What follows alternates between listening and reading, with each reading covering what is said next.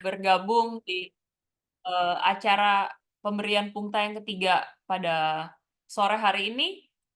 Sebelum kita mulai, mari kita berdoa dulu. Kita persilakan untuk Sis Eni memimpin doa. Silakan, Sis Eni.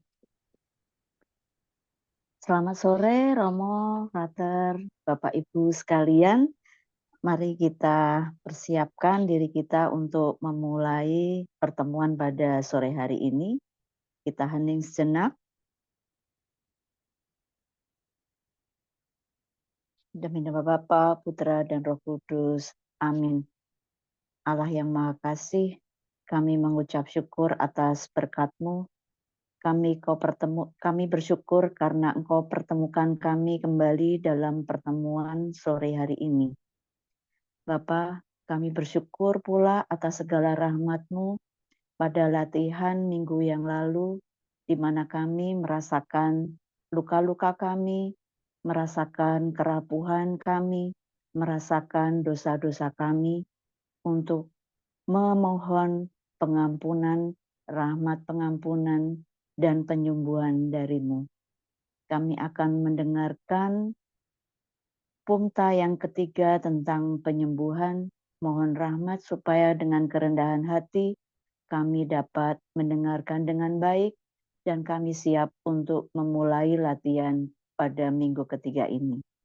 Semuanya ini kami unjukkan dengan perantaraan Tuhan kami Yesus Kristus. Amin. Demi nama Bapa, Putra, dan Roh Kudus. Amin.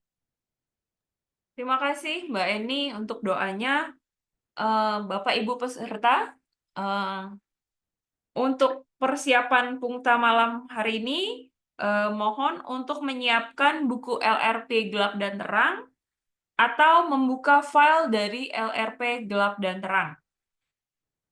Bila sudah siap, mari kita persilahkan untuk Ibu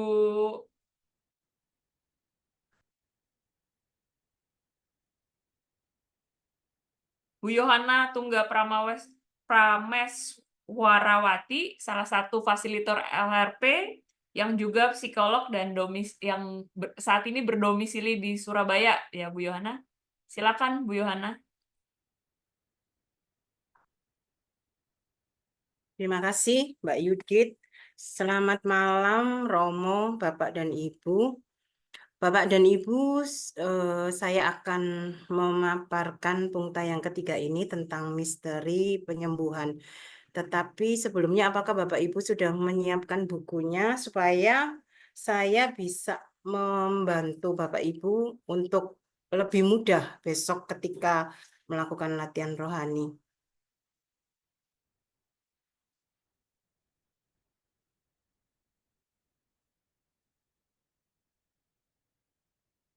Apakah sudah siap? Kalau misalnya sudah siap, saya akan share screen materi saya.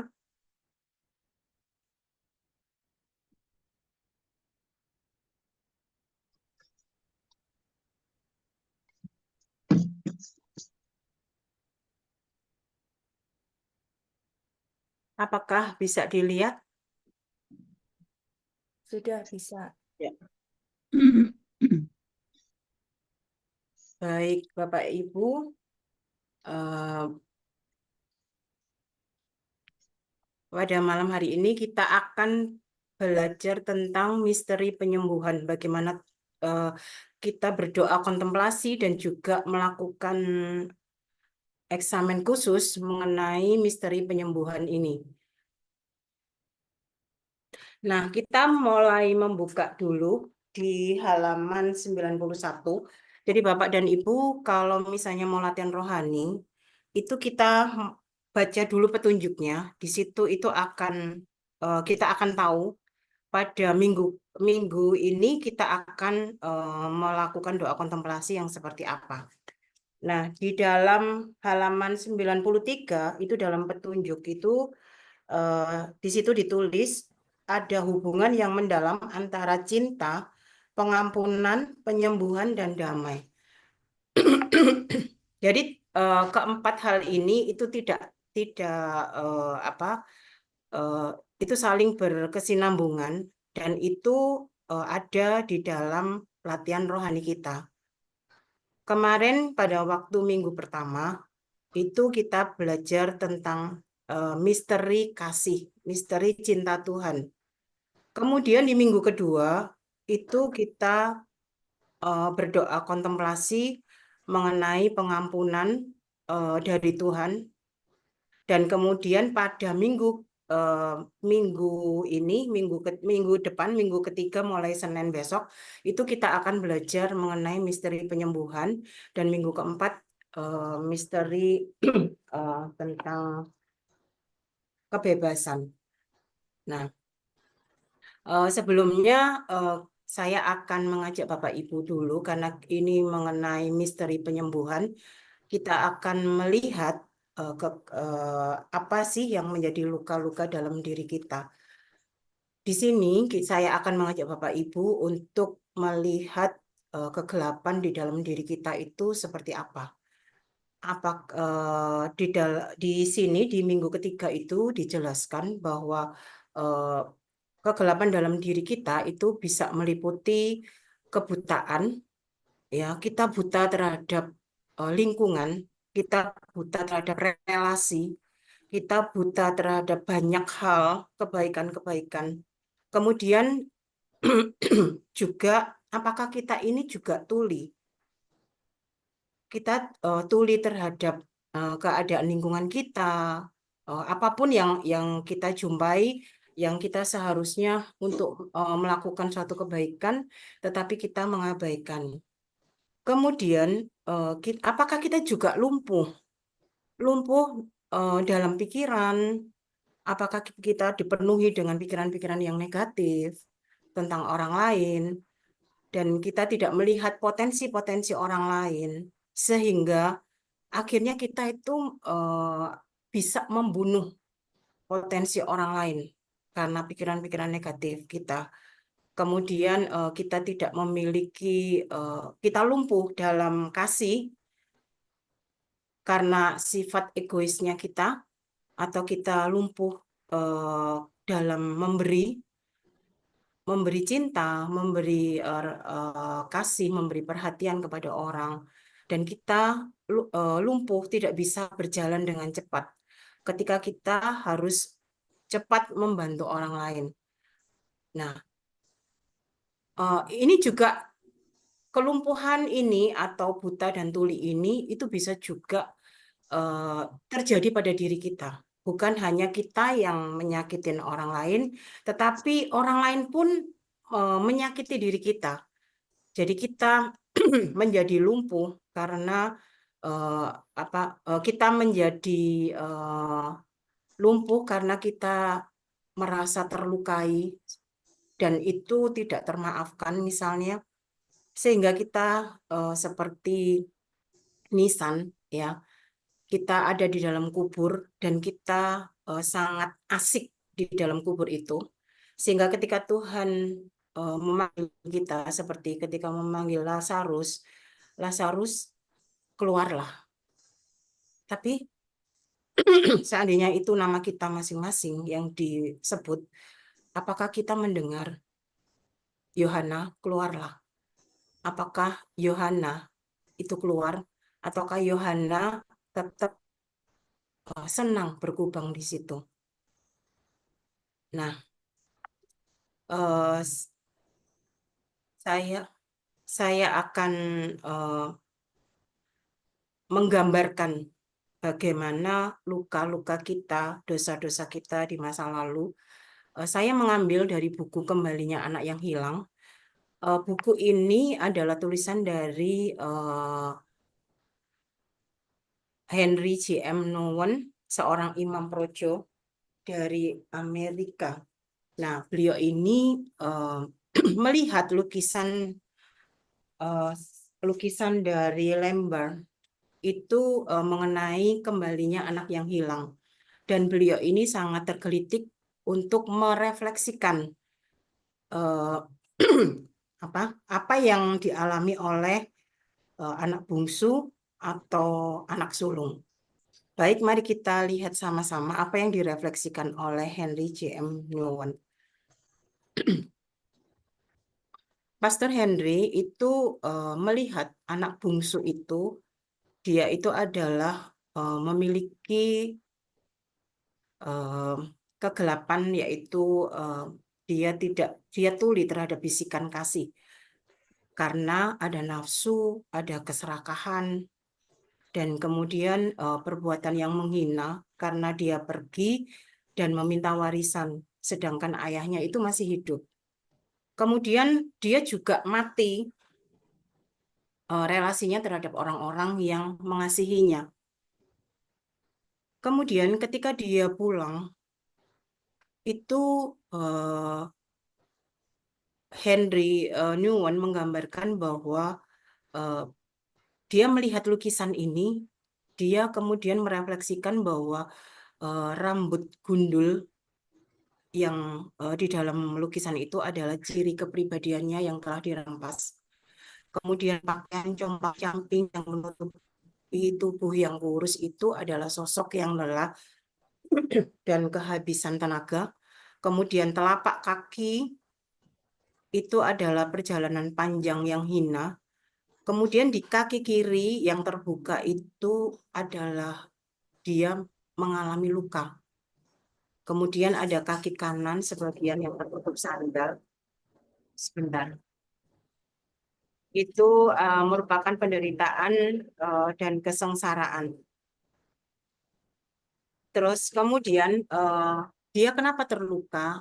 Dia terluka akibat dia buta, tuli, lumpuh, dan mati karena dia tidak berdaya, dia lelah, dia malu, dia terluka, dia menderita, dan lain-lain akibat apa yang telah dilakukannya.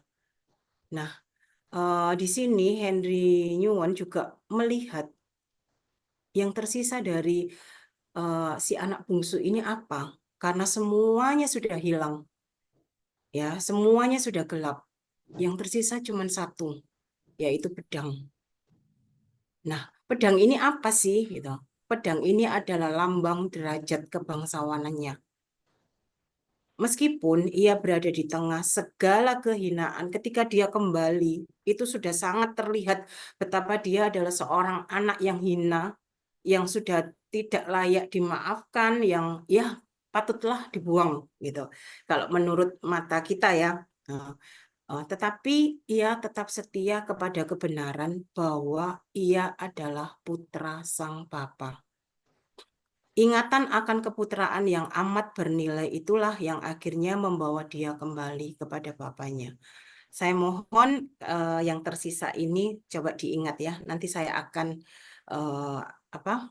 akan kembali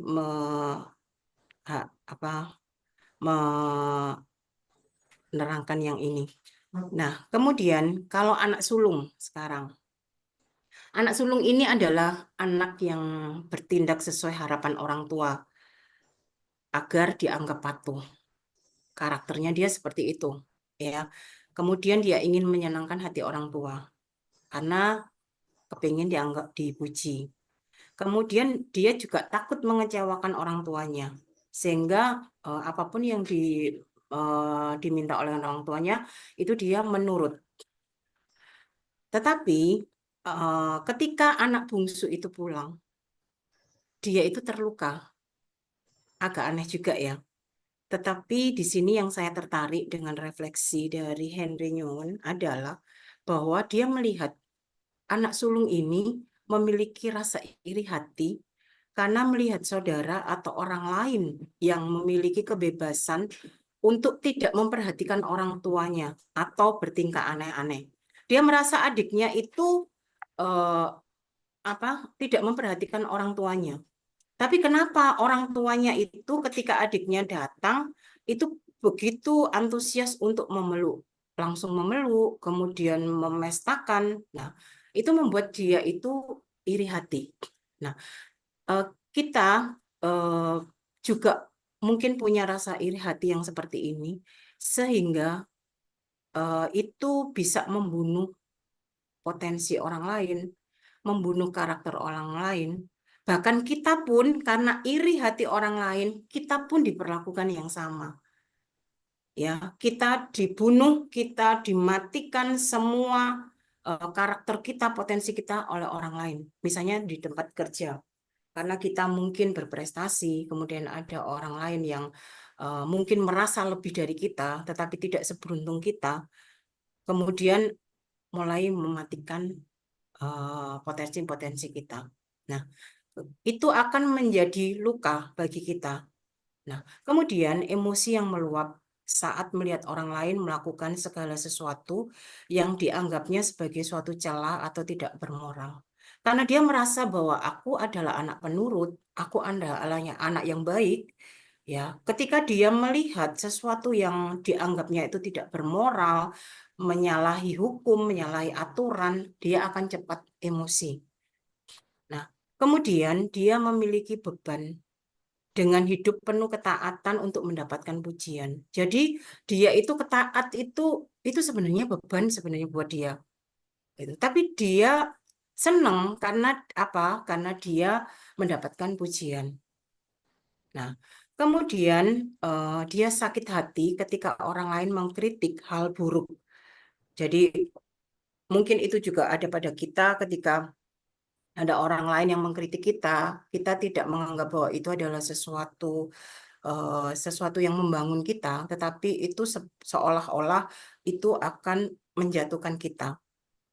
Karena selama ini si anak sulung ini sudah melakukan hal yang benar sesuai dengan harapan orang tua. Nah, kita ini sebagai anak yang mana? Anak bungsu ataukah anak sulung? Apakah kita memiliki luka-luka kegelapan dalam diri kita itu karena kita diperlakukan orang lain sebagai anak bungsu atau anak sulung? Atau bahkan mungkin kita memperlakukan orang lain seperti anak bungsu atau anak sulung. Sehingga akhirnya itu menimbulkan konflik dan perpecahan relasi kita dengan orang lain. Kemudian dosa-dosa dan luka masa lalu itu akan menghilangkan cinta, pengampunan, penyembuhan, dan rasa damai dalam diri kita. Tetapi, apakah ini benar-benar akan hilang? Tentu saja tidak. Oleh karena itu, di dalam latihan rohani, dalam minggu ketiga ini, kita diajak untuk menciptakan kembali cinta, pengampunan, penyembuhan, damai, atau kebebasan, atau kemerdekaan itu.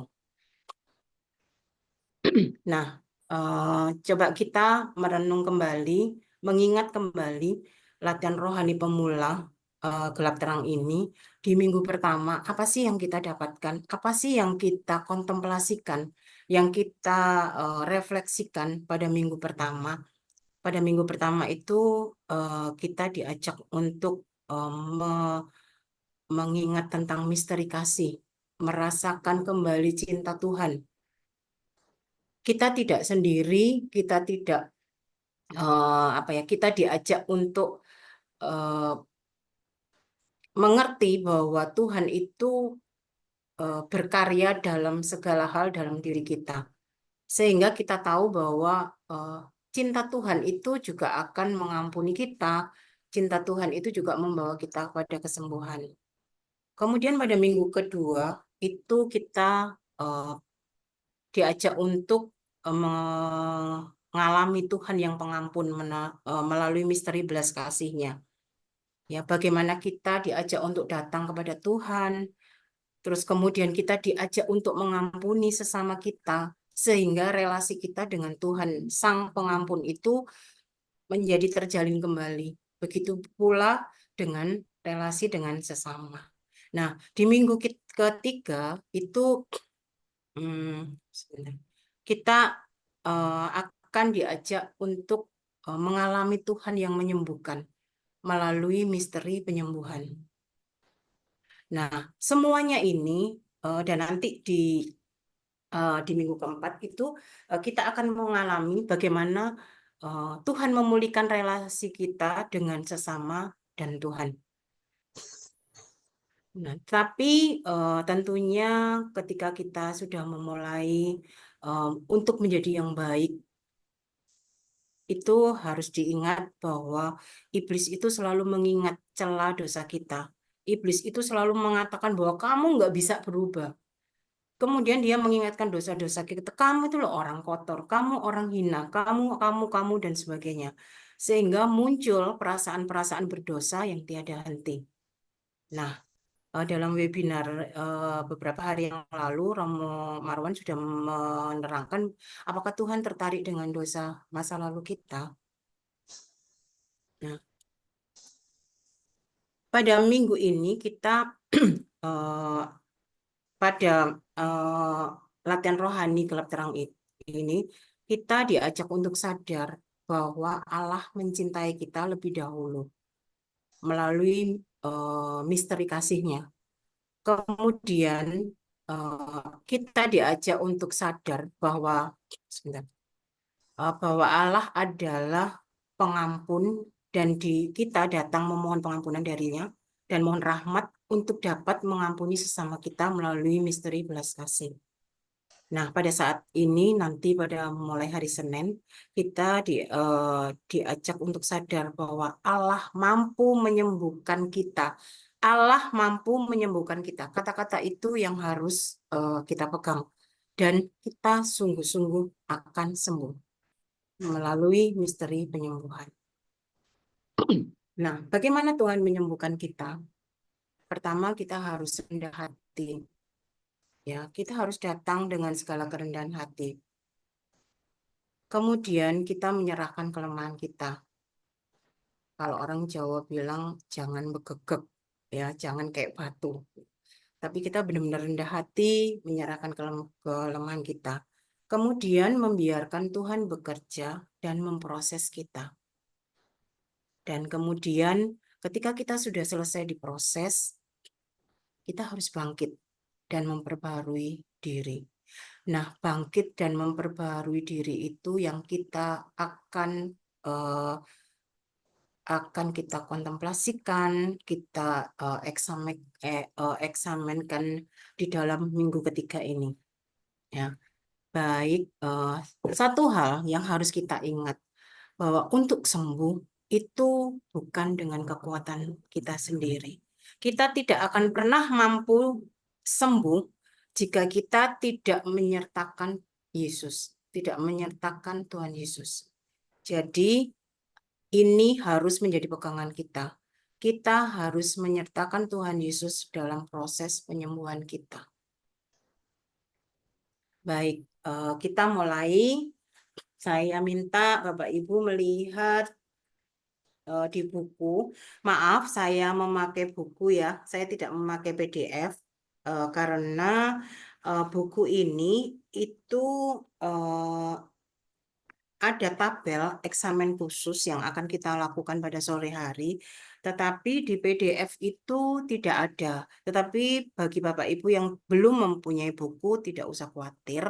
Mungkin nanti bisa membeli ya, karena nggak rugi membeli buku ini, karena kita akan dapat melakukan latihan rohani dengan istilahnya lebih sempurna, gitu, karena lebih lengkap. Nah, kita buka halaman 95. Di sini kita pada hari Senin pagi, ya, pada hari Senin kita lihat di minggu ketiga itu temanya adalah Efata, terbukalah. Nah, pada Senin pagi itu aku diajak membayangkan dosa-dosa dari ketulian, kebutaan, dan sakit penyakit rohaniku. Nah, Bapak Ibu di sini coba dilihat pada halaman 97. Di teks doa itu kita diberikan 3 kisah tentang penyembuhan. Yang pertama itu dari Markus, itu adalah seorang yang tuli, yang gagap. Kemudian yang kedua dari Markus 10, itu juga bentar. Dia juga buta. Kemudian yang ketiga itu juga buta. Nah, di hari Senin ini kita diminta untuk membayangkan dosa-dosa kita, kita memilih dari ketiga cerita dari teks doa ini, kita memilih salah satu ya yang menurut kita sesuai dengan kondisi kita. Kemudian kita akan melakukan kontemplasi dengan pokok doa. Nah, di sini jika aku merasa tuli dan bisu dalam suatu relasi atau di tempat kerja dan seterusnya, aku mengambil peran itu. Terus kemudian jika aku merasa buta dalam hal tertentu dan seterusnya. Jika aku memiliki rasa sakit, penyakit yang parah, relasi yang renggang atau penderitaan. Ya. Nah, maaf. Sebelumnya itu kita melihat dulu dambaan rahmat yang kita mohon di dalam hari Senin pagi ini ya. Di sini dalam doa dambaan kita mohon rahmat dambaan, aku ingin dapat melihat, mendengar dan berbicara dengan jelas. Ya. Jadi dambaan ini kita pegang bahwa di dalam kontemplasi itu rahmat yang saya mohon adalah aku ingin dapat melihat, mendengar dan berbicara dengan jelas.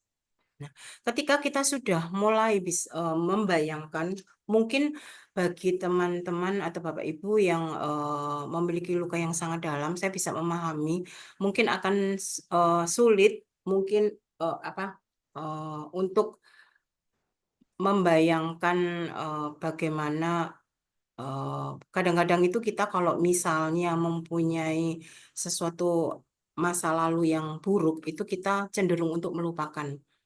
Nah, itu kalau misalnya hal itu terjadi, itu jangan langsung ditolak, tapi dengan perlahan-lahan kita kembali lagi untuk mengingat. Kalau misalnya belum, ya sudah nanti ditunggu berapa saat lagi kita kontemplasi kembali gitu ya. Dan kalau misalnya kita sudah berhasil, itu kita menyerahkan kelemahan ini kepada Tuhan dan menawarkan diri kita itu untuk disembuhkan.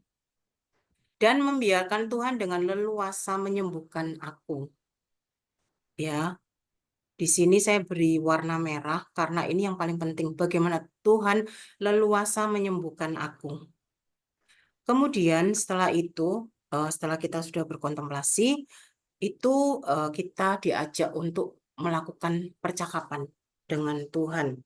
Ya, itu di halaman 96, di mana kita diajak untuk mengimani apa yang sudah kita kontemplasikan ini, dan juga kita bersyukur bahwa aku sudah disembuhkan.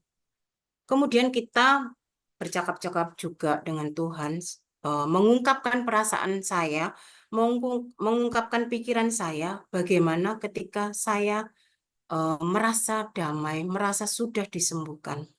Atau mungkin kalau misalnya sulit, ya kita ungkapkan kepada Tuhan, Tuhan kenapa ya aku kok sulit?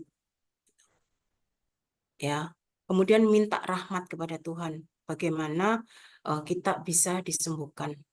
Ya, nah kemudian pada sore hari, nah ini yang saya katakan bahwa di PDF itu tidak ada, kita melakukan eksamen khusus. Nah, aku membuat niat menginginkan untuk melihat lebih jernih atau mendengarkan lebih jelas tentang relasiku. Kemudian aku memeriksa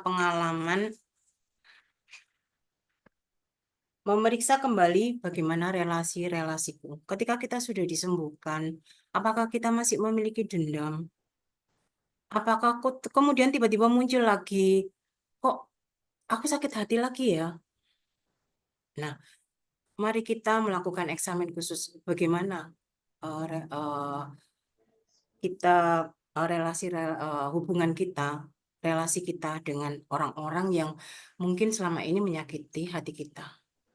Nah, kemudian di hari Selasa pagi itu kita masuk kepada tema tentang bangkit dan berdirilah. Nah, pada tema ini kita kembali lagi kita melihat dambaan bahwa kita memohon rahmat agar aku ingin berdiri, bergerak, dan berjalan.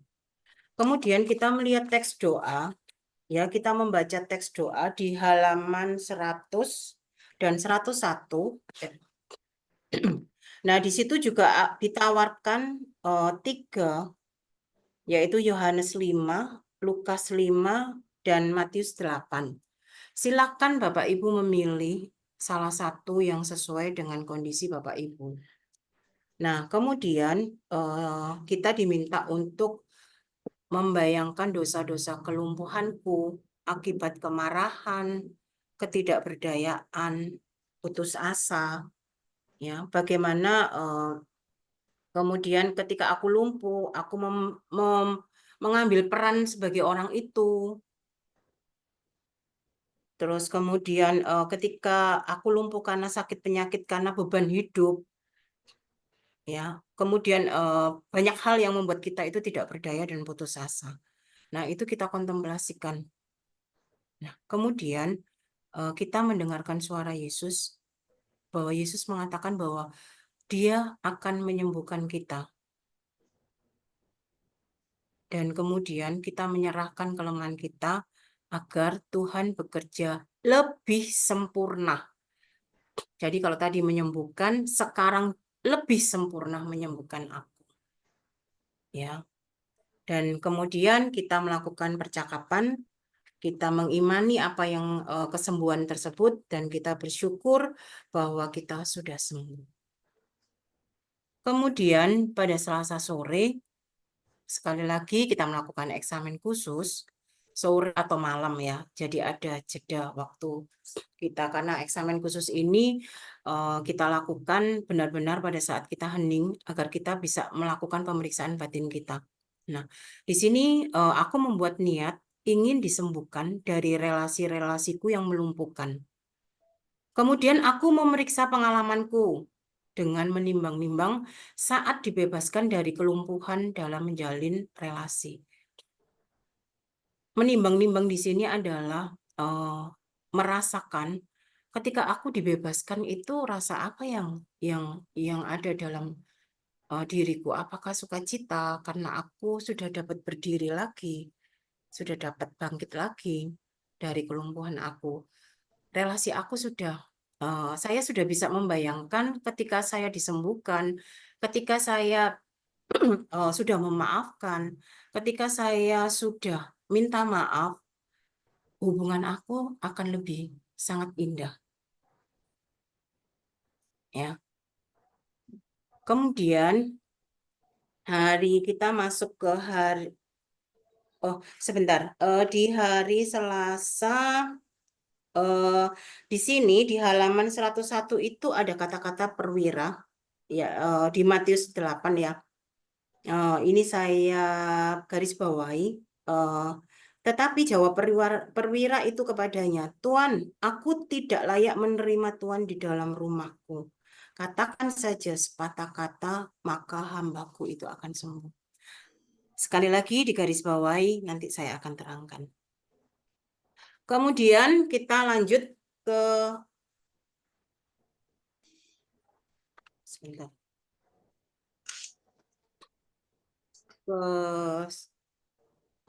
Ini hari Selasa ya tadi, maaf. Sekarang hari Rabu. Kemudian di hari Rabu itu, di hari Rabu pagi itu kita kontemplasi kembali. Kita melakukan kontemplasi kembali. Di sini kita dengan tema iblis yang menyiksa keluarlah. Kita mohon dambaan, aku mohon bebas dari segala belenggu setan dalam batinku. Tadi seperti di awal saya terangkan bahwa iblis itu tidak senang kalau kita berubah. Iblis itu tidak senang jika kita sembuh. Pasti dia itu akan terus mengganggu sehingga pikiran kita, hati kita itu hanya terpusat pada luka-luka kita, terpusat kepada dosa-dosa kita di masa lalu. Nah, di sini di minggu pagi itu kita diajak untuk membayangkan bagaimana iblis itu membelenggu kehidupanku dari rasa putus asa, bingung, kacau, menyakiti diri sendiri, tertekan, kanak-kanakku terbelenggu masa lalu, kehabisan akal, karena sudah mencoba berbagai cara tapi selalu gagal. karena iblis ingin aku selalu terbelenggu dengan dosa masa laluku. Nah, kemudian di sini kita lihat di pokok doa, di sini ada, jika aku putus asa, bingung, dan kacau, selalu menyakiti diri sendiri, aku mengambil peran sebagai orang yang kerasukan roh jahat. Aku masuk dalam kisah itu dan aku mendengar Yesus berkata, "Hai engkau roh jahat, keluarlah dari orang ini." Kita rasakan bagaimana ketika Tuhan menghardik roh jahat keluar dari diri kita yang selama ini membelenggu diri kita. Ya, nomor 2 juga sama, nomor 3 juga sama. Dan setelah kita merasakan bahwa kemudian kita menyerahkan kelemahan kita dan penyembuhan kita agar Yesus lebih leluasa bekerja dalam diriku. Seperti tadi saya bilang, teman-teman, jangan begegek, ya. Biarlah kita menyerahkan kelemahan kita. Kita katakan pada Tuhan bahwa Tuhan, aku lemah, Tuhan, aku nggak berdaya, ya. Seperti di buku Berdoa dengan Jujur, William Barry, kita boleh mengungkapkan apapun dari perasaan-perasaan kita. Jika kita memang merasa kesulitan ketika kita melakukan kontemplasi untuk penyembuhan ini, biarlah Yesus bisa lebih leluasa bekerja dalam diri kita. Dan ketika kita sudah merasakan Tuhan mengusir roh itu dalam diri kita, dan kita sudah merasa damai, sudah merasa bahwa iya, saya tidak terpengaruh lagi, saya sembuh, saat ini saya sembuh. Nah, itu kita mengimani dan kita bersyukur dalam kita melakukan percakapan dengan Tuhan, dan kita ungkapkan dengan perasaan dan pikiran kita bahwa Tuhan, aku sudah sembuh. Ya. Kemudian di sore hari itu kita melakukan lagi eksamen khusus. Aku membuat niat menginginkan kebebasan dari rantai-rantai yang membelenggu hidupku. Kemudian aku memeriksa lagi pengalamanku, melihat kembali bagaimana aku dibebaskan dari roh jahat dalam hidupku. Bagaimana perasaan sekarang? Ketika aku sudah tidak terbelenggu lagi, ketika pikiranku sudah tidak lagi berkubang kepada hal-hal yang negatif tentang luka-luka masa lalu saya. Ya. Kemudian kita masuk kepada hari Kamis pagi. Oh, maaf, sebelumnya di Rabu pagi itu kita juga dihadapkan pada teks doa dari dari halaman 104 dan 105, dari Markus 5, kemudian Matius 15 dan Markus 9. Silakan Bapak Ibu memilih teks doa ini salah satu yang menurut Bapak Ibu itu sesuai dengan kondisi Bapak Ibu. Nah, kemudian kita kembali, kita masuk selanjutnya ke hari Kamis pagi, yaitu halaman 106 dan 107. Nah, kita diminta di sini kita melihat temanya yaitu tali takum bangkitlah. Nah, di sini kita diminta untuk meminta rahmat, ingin dibangkitkan dari kehidupan. Bapak Ibu, saya hanya mengingatkan bahwa ketika kita minta disembuhkan, kalau kita tidak bangkit, kita tidak berjalan, itu orang lain tidak akan pernah melihat bahwa kita sembuh. Ketika kita bangkit, ketika kita berjalan, itu artinya kita berubah dari kelumpuhan menjadi kita bisa berjalan. Nah, itu orang lain akan melihat perubahan kita. Ya, jadi di hari Kamis ini kita diminta untuk membayangkan akibat dosa adalah kematian orang yang aku cintai, kehilangan orang yang amat penting dalam hidupku, dan kematian diri kita sendiri. Kematian dari apa? Kematian dari support orang lain, ya, yang seharusnya kita bisa berkembang potensi kita, tapi kita menutup diri karena saya sudah terluka, kan saya nggak bisa bangkit lagi, saya nggak bisa jalan, saya nggak bisa keluar dari kubur itu meskipun Tuhan memanggil kita terus. Ya, nah di sini kita ditawarkan teks doa itu ada Markus 5, kemudian Lukas 7 dan Yohanes 11. Nah, di sini kebanyakan semuanya itu adalah tentang kematian. Jadi kita diminta untuk melihat sendiri apakah kita ini benar-benar berkubang di dalam kubur ataukah kita sudah bangkit. Ya. Nah, kemudian setelah itu kita masuk dalam pokok doa kontemplasi. Kemudian setelah kita berdoa kontemplasi, kita menyerahkan semua kelemahan kita agar Yesus lebih leluasa bekerja di dalam aku. Yesus lebih dan lebih leluasa bekerja di dalam aku. Dan setelah kita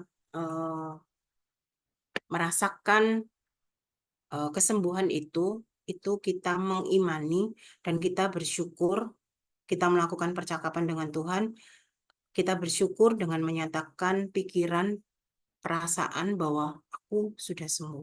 Katakan pada Tuhan bahwa Tuhan, aku bersuka cita karena aku sudah sembuh. Atau apapun yang Anda ingin percakapkan dengan Tuhan. Kemudian di hari Kamis sore itu kita melakukan eksamen khusus, yaitu aku membuat niat menginginkan hidup baru atas relasi-relasi yang telah mati. Kemudian aku memeriksa pengalamanku, memeriksa kembali bagaimana relasiku diperbaharui. Nah, kemudian hari Jumat kita libur, hari kita melanjutkan ke hari Sabtu, halaman 110. Nah, di hari Sabtu itu kita diajak untuk melakukan eksamen penyembuhan. Di dalam eksamen kesembuhan itu kita diajak mengingat kembali kapan aku buta, kapan aku tuli, kapan aku lumpuh, kapan saat aku dirasuki iblis, hingga aku menyakiti diriku terus-menerus, kapan aku mati, kapan aku kering, kapan aku sedih, dan kapan aku berada dalam kubur. Sembuh di sini itu adalah berdiri, bangkit. Jadi tidak tiduran seperti orang lumpuh, tetapi sembuh di sini adalah saya bangkit. Ada niat untuk berubah. Ya. Nah, di sini kita diminta untuk mohon rahmat. Aku memohon Roh Kudus menyegarkan, mengurapi, dan menyembuhkanku. Kita mohon Roh Kudus untuk kita benar-benar bisa mengubah niat kita. Ya, kita menjadi pribadi yang segar, terus kemudian kita diurapi dan kita sungguh-sungguh disembuhkan. Nah, di sini kita diminta untuk memeriksa diri kita dari dari sebulan yang lalu, kemudian dari hari ke hari, untuk mengingat itu tadi, aku buta, tuli, lumpuh dan sebagainya. Kemudian ada niat. Niat itu adalah memperbaiki gaya hidup atau tindakan. Terus kemudian aku membawa luka-lukaku kepada Yesus dalam doa, kemudian melakukan suatu tindakan tertentu untuk pertobatan dan pendamaian, kemudian menerima sakramen rekonsiliasi. Jika Bapak Ibu memungkinkan untuk menerima sakramen rekonsiliasi, ini sangat bagus untuk diri kita ya, untuk rohani kita. Kemudian membuat tindakan nyata sebagai tanda pertobatan di bulan depan. Nah, apa yang kita akan lakukan terlebih dahulu? Jadi kalau misalnya, oh iya ya saya ingin memperbaiki gaya hidup, oke, nggak apa-apa. Terus nanti kemudian setelah saya sudah bisa mengubah, apalagi yang akan saya rubah? Di sini ada 5 hal yang Bapak Ibu bisa memilih satu persatu lebih dahulu ya, mana yang menurut Bapak Ibu saya bisa melakukannya saat ini. Nah, terus kemudian di sini ada teks doa bagaimana tentang berpuasa yang ku kehendaki ialah supaya engkau membuka belenggu-belenggu kelaliman. Nah, di sini kita diminta untuk dalam teks doa ini kita merefleksikan bagaimana kita berpuasa dengan membuka. Puasa kita itu bukan puasa secara fisik, tapi bagaimana kita berpuasa untuk membuka belenggu-belenggu kelaliman, melepaskan tali-tali kuk, dan sebagainya, supaya kita menjadi manusia yang merdeka. Dan wujudnya adalah tindakan nyata, sebab tindakan nyata itu adalah suatu tanda pertobatan. Nah, di hari Sabtu tidak ada eksamen khusus. Kemudian di hari Minggu kita lihat sebentar di hari Minggu itu adalah Sabat yang memerdekakan. Nah, ketika kita sebelum merayakan perayaan Ekaristi itu di rumah kita membayangkan bagaimana ketika kita di Ekaristi itu kita disembuhkan di suatu gereja. Kemudian penyembuhan macam apa yang akan kuharapkan? Kebebasan macam apa yang aku harapkan dan untuk siapa? Kemudian bagaimana aku menyembuhkan gereja? Pada sisi mana gereja telah layu? Bagaimana aku dapat membantu gereja agar segar kembali? Ya, jadi Bapak Ibu diminta untuk membayangkan secara nyata dan detail bahwa ketika di dalam gereja itu nanti aku akan disembuhkan. Gimana caranya? Gimana aku disembuhkan ketika aku di dalam gereja saat perayaan Ekaristi? Nah, kemudian pada saat perayaan Ekaristi, pada saat Romo mengajak kita untuk berdoa anak domba Allah, Bapak Ibu silakan berdoa dengan sungguh-sungguh ya, dengan hati yang dalam, terutama ketika kita diajak untuk berdoa, Tuhan, aku tidak pantas, Tuhan datang pada saya, tapi bersabdalah maka saya akan sembuh. Kata-kata ini adalah kata-kata untuk menegaskan bagaimana saya disembuhkan. Ya. Jadi silakan Bapak Ibu berdoa dengan sungguh-sungguh bahwa saya sudah disembuhkan dengan mengatakan seperti perwira tersebut. Perwira tersebut mengatakan, Tuhan nggak usah datang. Sudah kamu katakan aja. Pasti hambaku akan sembuh. Dan sama dengan kita, Tuhan aku nggak pantas Tuhan datang pada saya. Tapi Tuhan bersabdalah saja maka saya akan sembuh. Dan kata-kata ini adalah kata-kata penyembuhan bagi kita. Nah, seperti anak bungsu, ketika kita mengalami luka-luka yang mungkin ketika dalam kontemplasi itu begitu sulit untuk memaafkan, untuk kita minta maaf, untuk kita mengharmoniskan kembali relasi kita dengan sesama, ingatlah seperti yang tadi di awal, seperti anak bungsu yang tersisa dari kita adalah pedang. Pedang ini melambangkan bahwa kita ini anak bangsawan, anak bapa. Kita anak raja loh, anak raja di atas segala raja. Ya, kita bukan anaknya iblis. Jadi, ketika kita benar-benar dalam keterpurukan, kita naikkan lagi derajat kita, bahwa kita itu anak bangsawan, bahwa kita itu anak raja di atas segala raja. Ya, dan hanya pengampunan dari Bapalah, dari raja kita, Bapa kita yang raja, yang seorang bangsawan, itu yang akan menaikkan derajat kita menjadi bangsawan kembali dari orang yang sangat hina karena luka-luka kita. Dan Bapalah yang akan menyembuhkan semua luka-luka masa lalu. Jadi kalau kita terpuruk, Bapak Ibu, ingat bahwa kita itu anak bangsawan. Kita anak raja di atas segala raja. Nah, kemudian yang ini adalah kata-kata yang mungkin bisa selalu ditanamkan di hati bahwa aku tidak dapat mengubah masa laluku. Masa laluku sudah berlalu.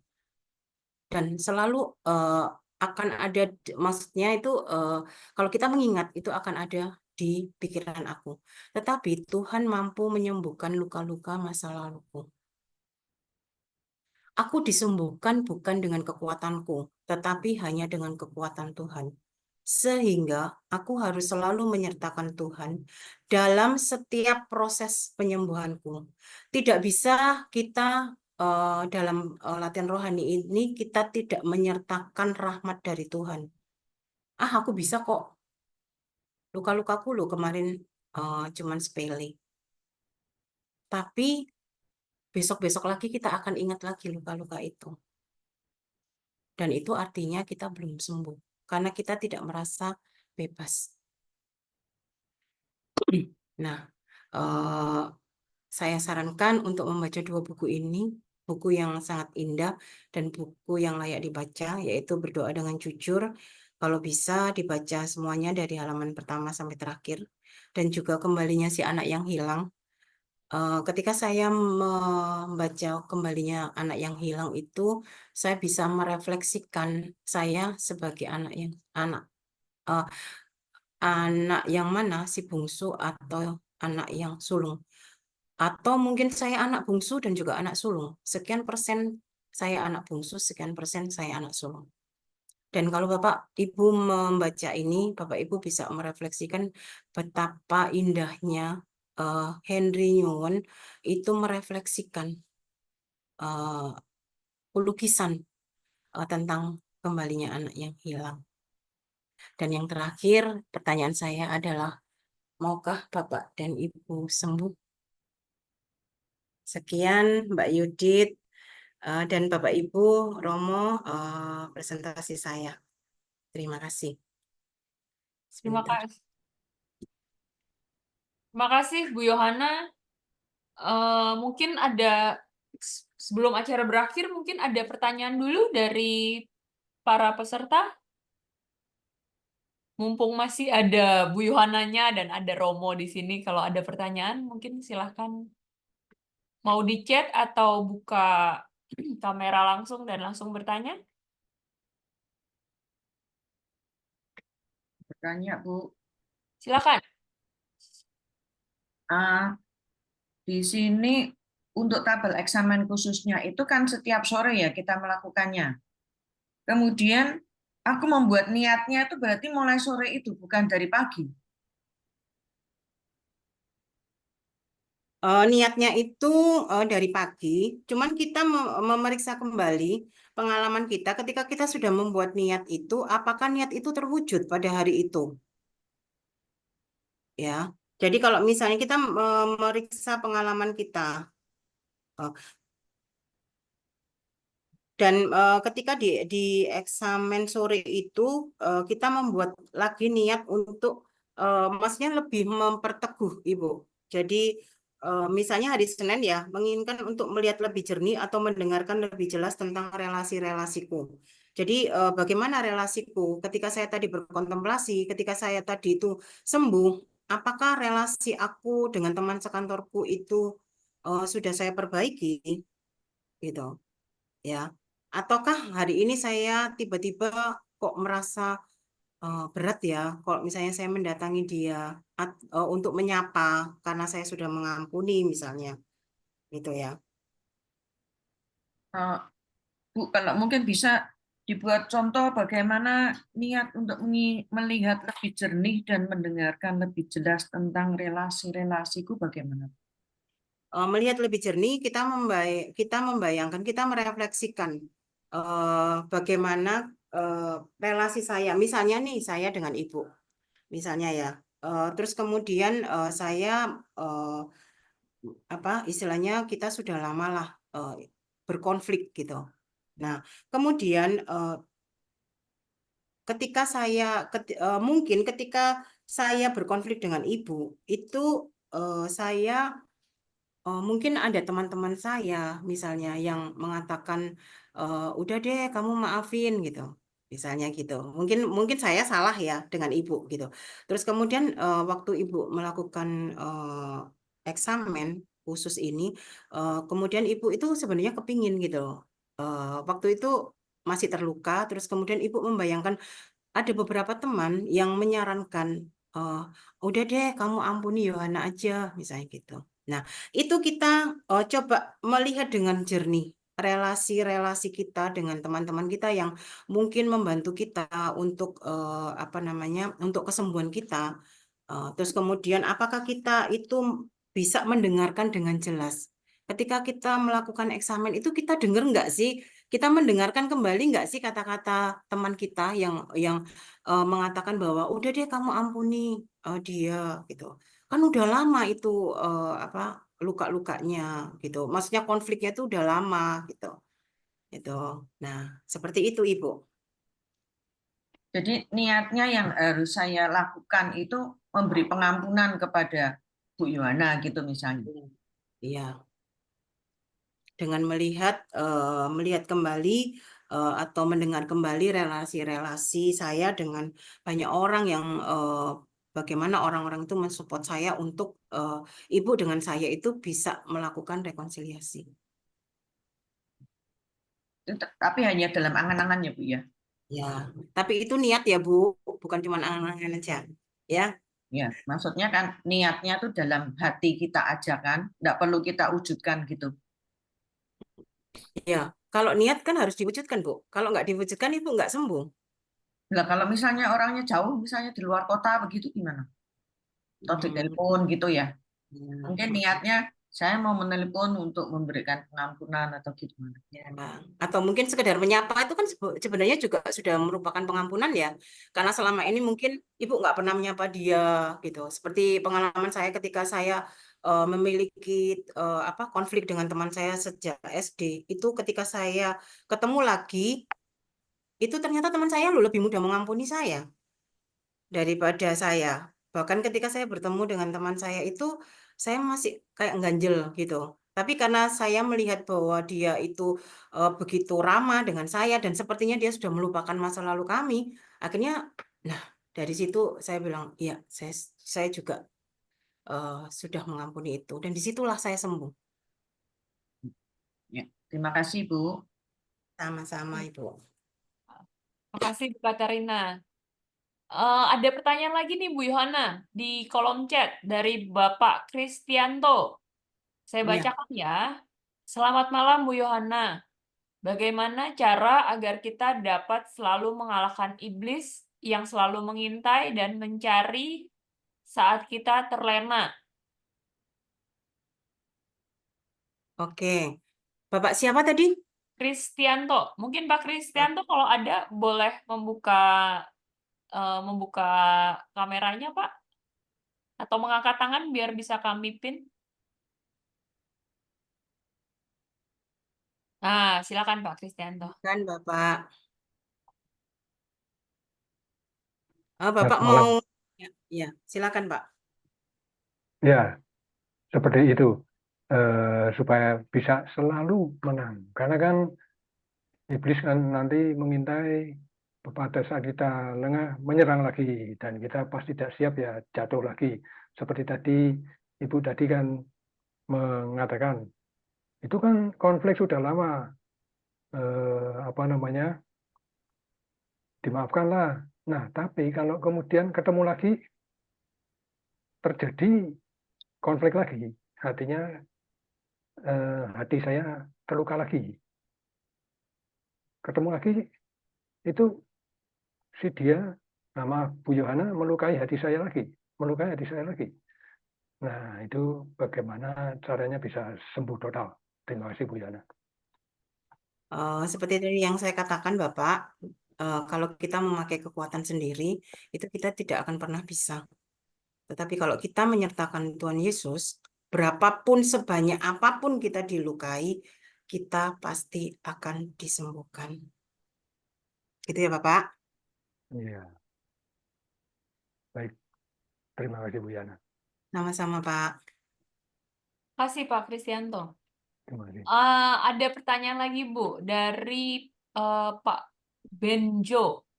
Benyo. Saya bacakan ya. Atau Pak Benjo mau buka mic sendiri atau mau ini? Oke, selamat malam, Bu Yohana. Ya. Selamat Suara malam, Bapak. saya bisa didengar ya? Bisa Pak, jelas Pak. Oke, jadi Pungta hari ini itu langsung menyentuh pengalaman pribadi tentang sebagai anak yang hilang. Ketika kita masih muda, masih sehat, terus tiba-tiba menjelang usia lanjut, ada sakit-sakit yang dialami sebagai bagian dari, saya anggapnya itu langsung nginget perantauan anak yang hilang dan menganggap diterima kembali oleh Bapak saat compang-camping, sebagaimana lukisan tadi Henry Newman tadi. Nah, itu bagaimana yang menghubungkannya dengan eksamen memang tentang penyembuhan? Karena saya masih mempercayai memang masih ada orang-orang yang dulunya pernah saya sakit hati atau menyakiti hati saya, tapi saya sudah berusaha untuk say hello atau paling tidak mengampunilah dalam doa-doa saya atau mendoakanlah dalam doa-doa saya. Cuman menghubungkan ini dengan eksamen itu yang saya masih ada agak-agak bingung. Gimana? Mungkin ada pengalaman Bu Yohana. Terima kasih. Terima kasih, Bapak. Bapak, kalau misalnya Bapak sudah disembuhkan, ya Bapak mengenang kembali aja rasa syukur bahwa Bapak itu sudah disembuhkan. Eksamen ini itu membantu kita ketika kita itu masih terluka. Hmm. Tapi kalau Bapak sudah disembuhkan, tinggal Bapak berkata kepada Tuhan, Tuhan, terima kasih, aku sudah sukacita. Aku sudah bersyukur, aku berterima kasih karena ya meskipun mungkin orang lain tidak menerima apa ya maksudnya tidak berelasi dengan baik, tapi Bapak sudah mengampuni, berarti Bapak sudah sembuh dong, sudah sehat, ya, gitu ya Ya, Bapak. thank Ya, you Bu. sama-sama. Terima kasih Pak Ben. Ada pertanyaan terakhir Bu Yona dari Ibu Santi. Bagian mana yang terpenting di dalam kembalinya anak yang hilang yang perlu kita baca dulu? Kalau belum ada waktu untuk membaca buku seutuhnya. Karena buku ini apa ya bercerita dengan detail Ibu. Saya hanya menyarankan kalau misalnya ada waktu mulai dari halaman pertama, sehingga tahu perjalanan Henry Newman kenapa menuliskan buku ini. Karena bagi saya buku ini dari awal sampai dengan terakhir itu menarik. Kalau kita langsung apa ya, langsung menuju ke halaman-halaman tertentu, kita tidak akan tahu mengapa dia merefleksikan seperti ini gitu loh. Karena Henry Newman ini merefleksikan itu juga bersama dengan beberapa teman yang apa namanya mengkritik dia dan sebagainya, kemudian dia merefleksikan kritikan itu atau masukan-masukan yang positif dengan apa lukisan itu gitu. Jadi saran saya kalau misalnya memang ingin membaca lebih baik dari halaman pertama. Itu saja yang bisa saya jawab. Oke, terima kasih Bu Yana. Mohon maaf karena keterbatasan waktu, pertanyaan kami tutup dulu. Bila masih ada pertanyaan, mungkin bisa ditanyakan ke fasilitator masing-masing kelompok. Dan apakah ada Romo Marwan, ada yang mau ditambahkan mungkin? Cukup, tidak ada yang. Oke, terima kasih Romo. Kalau begitu kita masuk ke doa penutup. Lalu nanti mohon berkat ya Romo dari Romo. Silakan doa penutup dari Bapak Anton Cahyo, kelompok Manresa. Silakan Pak Anton. Ya, baik, selamat malam semua. Mari kita tutup pertemuan pada malam hari ini dengan doa. Mari kita bersatu dalam doa, dalam nama Bapa dan Putra dan Roh Kudus. Amin. Yesus Kristus yang baik, Bapa yang penuh kasih, terima kasih atas penyertaan dan bimbingan-Mu sehingga kami boleh melewati proses latihan rohani ini dengan baik.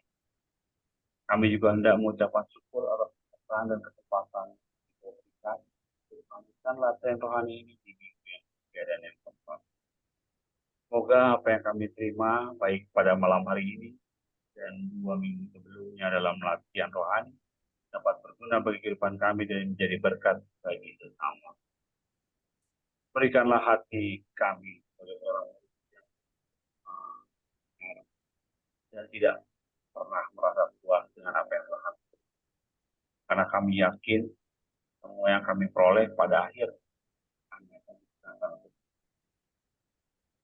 Bapa, berilah kami keberanian untuk masuk ke Tuhan, kerendahan hati untuk mohon pengampunan. Ampun akan segala kesalahan, kelalaian dan dosa yang telah. Semoga segala kesulitan, kegagalan yang terjadi selama proses latihan rohani ini tidak mematahkan semangat kami.